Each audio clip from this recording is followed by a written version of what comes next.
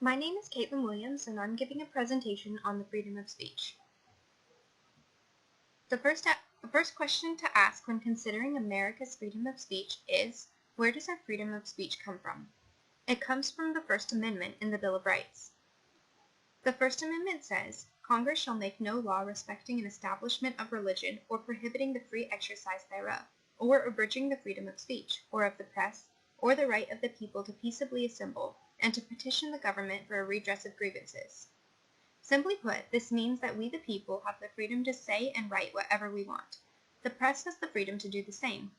People have the freedom to gather, whether that be for political rallies or just for gathering for church on Sunday. And lastly, the people have the freedom to ask the government to reevaluate the people's complaints. Who wrote the First Amendment? James Madison. He wanted Americans to have a representative government. He did not want the government to be centralized or overbearing, and he wanted the people to have knowledge. According to the First Amendment sender, Madison said, "A popular government without popular information or the means of acquiring it is but a prologue to a farce or a tragedy, or perhaps both. Knowledge will forever govern ignorance, and a people who mean to be their own governors must arm themselves with the power which knowledge gives." Madison believed that knowledge is power, and he wanted to give the American people power.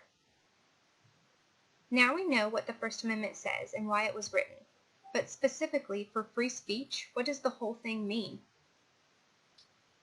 For the press, freedom of speech means that reporters can publish any news stories they wish, whether it is derisive towards the government or not. The press even has the power to share with the American people information that the government deems secret. For example, when the New York Times shared parts of the Pentagon Papers with the American public, the court decision in the New York Times Company versus the United States allowed the newspaper to publish the leaked and classified information to the public because of our First Amendment rights. For the people, according to the Administrative Office of the U.S. Courts, freedom of speech means not to speak, specifically the right not to salute the flag. Of students to wear black armbands to school to protest a war because the rights of the people do not end at the schoolhouse door. To use certain offensive words and phrases to convey political messages, to contribute money under certain circumstances to political campaigns, to advertise commercial products and professional services with some restrictions, and to engage in symbolic speech, such as burning the flag in protest. We have looked at ways in which we can speak freely, but there are limitations, so let us look at those next.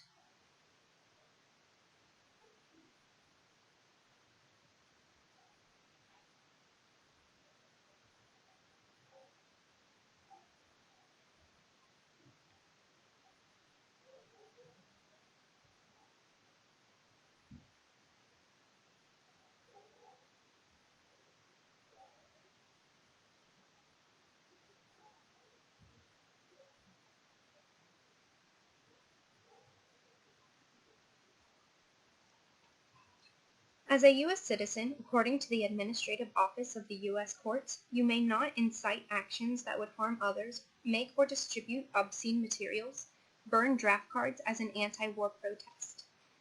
And as a student, you may not print articles in a school newspaper over the objections of the school administration, make an obscene speech at a school-sponsored event, or advocate illegal drug use at a school-sponsored event.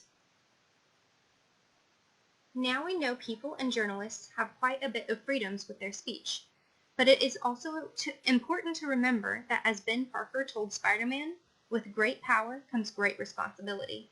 Journalists know that, which is why they have a code of ethics. The Society of Professional Journalists Code of Ethics has 4 main points: seek truth and report it, minimize harm, act independently, and be accountable and transparent. When seeking truth, journalists should be accurate and fair, know that they must take responsibility for the accuracy of their work, and be careful not to misrepresent information. When minimizing harm, journalists treat sources, subjects, colleagues, and members of the public as human beings deserving of respect. They must be sensitive about their subjects and be wary that sensitive information could potentially harm or cause embarrassment for individuals. When acting independently, journalists must remember that their duty is to serve the public. They must not take bribes, and they must not play favorites. When being accountable and transparent, journalists must be ethical and take responsibility for their work, abiding by the same high standards which they expect from others. Our freedom of speech has not been stagnant. From the time the Bill of Rights was written in 1791 to today, our First Amendment rights have grown along with our culture. According to a YouTube video published by Big Think, at the beginning, the First Amendment applied only to federal government. After all, it does say Congress shall make no law. After the Civil War and the adoption of amendments post-Civil War, they were held to apply to the states, but really not until the late 1920s and early 1930s. So through most of American history, the First Amendment really had nothing to do with what states did and what state law turned out to be. There were state constitutions, but the federal Constitution, the First Amendment, applied only to the federal government. Where have we gone? Well, we've gone through the years in a direction of generally more protection. Because the First Amendment applies only as a protection against the government, not against private employers, not against friends or enemies. It is a protection against the government, depriving people of their freedom of religion. The government telling them, in effect, what to pray, or whether to pray at all, and in what way. The government depriving people of freedom of speech, or freedom of the press, or freedom of assembly. At its core, it is a protection of human freedom by protecting against government overreaching. And now our freedom of speech has changed even more. At the beginning, the press has most of the outlets for the freedom of speech.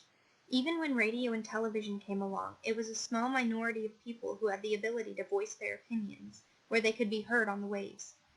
However, with the advent of internet and social media, people have a venue in which they can write, say, and post what they want to. In the article, How Rights Change, the author Jack Balkin says, "What is a democratic culture?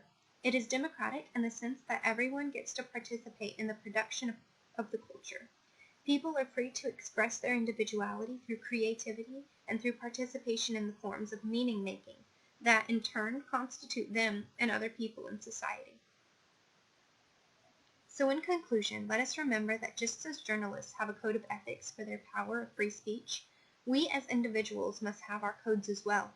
Jack Balkin was on the spot when he said technological change creates new forms of social conflict because it allows human power to be exercised and distributed in new ways.